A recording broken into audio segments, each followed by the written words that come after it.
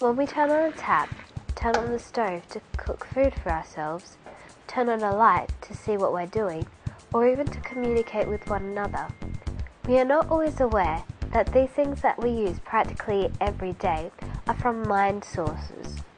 Let's take a look to see what a professional has to say. So I work for an Australian mining company called Oz Minerals. They have an operating site at Prominent Hill, which is in between Cooper Pedy and Olympic Dam. So what I do at the moment is try to improve the business to improve Prominent Hill's bottom line and make more money for our shareholders. Copper basically fuels the industrial world. Copper is a fantastic conductor, so it's used in electrical cables. It's also very good for thermal conductivity. It's very malleable. It has properties which allow it to be antibacterial.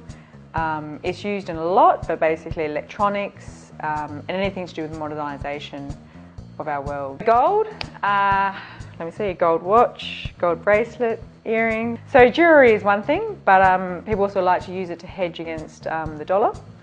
And hedge against currencies, whether it be Australian, American, so forth. It's actually starting to be used a lot in the electronics business because it is very, very conductive and is often used in superconductors. And silver is also a very good conductive. Silver is actually used in products for antibacterial and so forth, so it's got many, many uses as well. I like to tell people, if it's not grown, it's mined. If you think about it, if we haven't grown something, if it's not coming out of the ground, if it's not being fed and growing up using resources, you've got to think about it. Everything else in our modern world is literally mined. It could be like what it was like 10,000 years ago. So we'd be back in the Stone Age, which would all have to give up our computers and our electronics, electricity, and a lot of other things.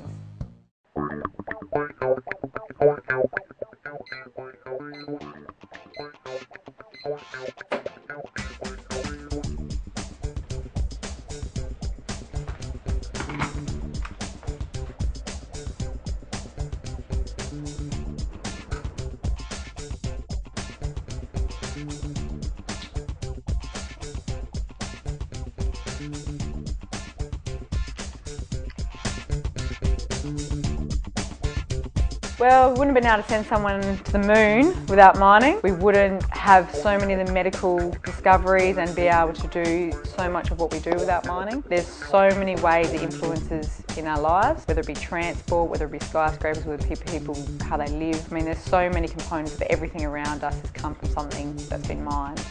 Without mining, you would not be watching this video.